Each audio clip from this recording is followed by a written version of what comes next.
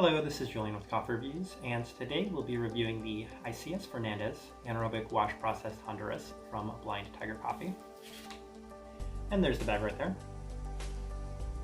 Blind Tiger Coffee based out of Philadelphia, Pennsylvania, and they were featured in our most recent blind taste test rankings video as part of a viewer subscriber recommendation suggestion series, where they were another coffee suggested to us by Zach and Greg Like Coffee. So shout out to Zach and Greg Like Coffee for this suggestion. This coffee did finish 3rd out of 5 coffees on that day, and the reason behind that was it wasn't quite as roasty as some other coffees, so it was more in line with our roast profile, but it wasn't quite as flavorful as some of the other coffees on the table. And that being said, this was the one that was the most tricky for us to get correct, as we only got it by process of elimination. It was the last one we picked out, and it was mostly because there wasn't anything overly discernible about this coffee in any direction. That being said, we don't have too much familiarity with Blind Tiger Coffee, as truth be told, we hadn't even heard of them until they were suggested to us by Zach and Greg Like Coffee. So I did a little bit of background research, and it looks like this roaster's been around since 2013. And they have been featured in some really notable coffee shops around the country, including the La Marzocco in Seattle, as well as the Fellow Store in San Francisco. So they may not be the biggest household name coming out of Philadelphia, but they have earned themselves some notoriety within the coffee community. This right here is day 15 of this coffee. And going into this series, this is probably the coffee we were most excited about, as it had the flavor profile that was most in line with our flavor profile. So probably the most expectation from this coffee specifically. Let's start discussing this coffee. And truth be told, we don't have a great recipe for it, so we kind of at the end went with our standard recipe, 16.67 to 1 water to coffee ratio at 204 degrees Fahrenheit. They themselves describe their roast profile as a medium light on their website, and I would agree with that, medium light American for the roast profile. That out of the way, let's start discussing this coffee. And day 5, there is actually no roast date on their bag, so we were in contact with Zach and Greg Like Coffee early in this coffee to kind of get some ideas of how to brew this coffee, as well as maybe some background information about it as well. So this should be day 5 of this coffee based off their roast timetable. And like a crisp, the first impression we got was that it was slight similarities to the Turiwaji from Manhattan, which is one of our more favorite Ethiopias of the year, and pretty much what we got was some slight fruit flavors, but for the most part relatively tame. Nothing overly distinct about this coffee. Day 6, still pretty fruit forward, but it was a subtle fruit forward. There's a really dominant pear component in this, and what we couldn't help but feel very early on in this coffee is that there's just this wide world of potential in this coffee. So much potential, and just trying to figure out the best way to get the potential out of this coffee, whether it be to wait a couple days, whether it be to change up the recipe, or to try to figure it out. And we worked with this coffee a lot. Day 8, the coffee was still pretty tame, and we were still waiting for so much to come from it, but best thing we were getting, most notable thing, was this kind of apple pear skin with a pretty complex undertone, and we kept thinking, okay, maybe more time.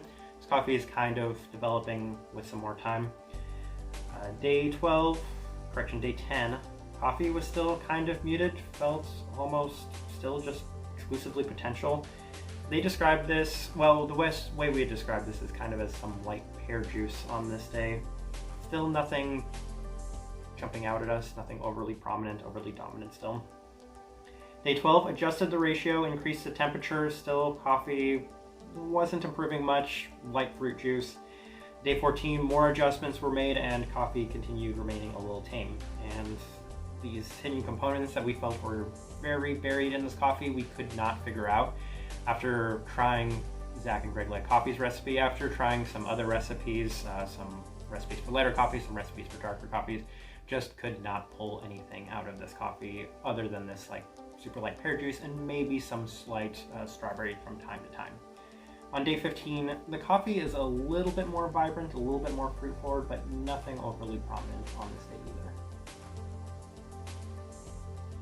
And before I continue, I do want to note that I have discussed this specific coffee, this Isaias Fernandez, with a couple of other people, as Reanimator had the same coffee and Onyx had the same coffee, and the impression about this Isaias Fernandez has been kind of the same, that it's so much potential, but at the same time, they were never getting too much out of this coffee. It was very muted, is the word I heard a lot. All right, let's go ahead and put up the tasting wheel so you can see what we were getting. And as you'll see from this tasting wheel, nothing is over, there's no level 4 on this. The berry fruit of the level 3 is probably the highest, as the strawberry from time to time did peak and it was notable prominent, but it was never dominant. It was never very heavy. Even then, citrus fruit level 2, stone fruit level 2, slight bit of chocolate on this day, not getting any chocolate today.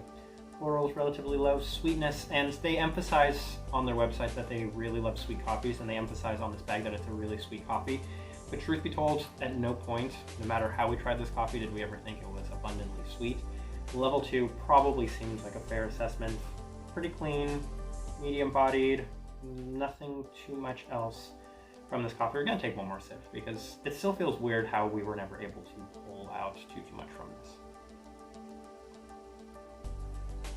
And that happens, and it's always tough to figure out why that happened, why what they described as one thing and what you got were two completely different things, because I mean, tried thousands of coffees over my life, and it's very rare that I differentiate so much from what the roaster gets, but this was one of those cases where I just couldn't figure out their coffee, and I usually put that on myself and say I could just never figure it out right. So whatever I'm missing, whatever I'm doing wrong, whatever I'm not getting correct from this coffee, this is exactly what I was getting, and that's just an honest assessment of it.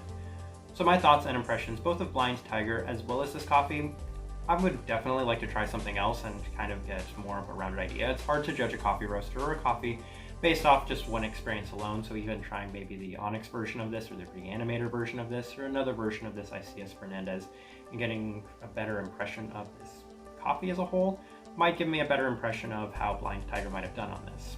But as far as this goes, obviously it wasn't my favorite. I'm not gonna lie, I was a little disappointed by this coffee as I was expecting so much more from it that I was just never able to figure out correctly.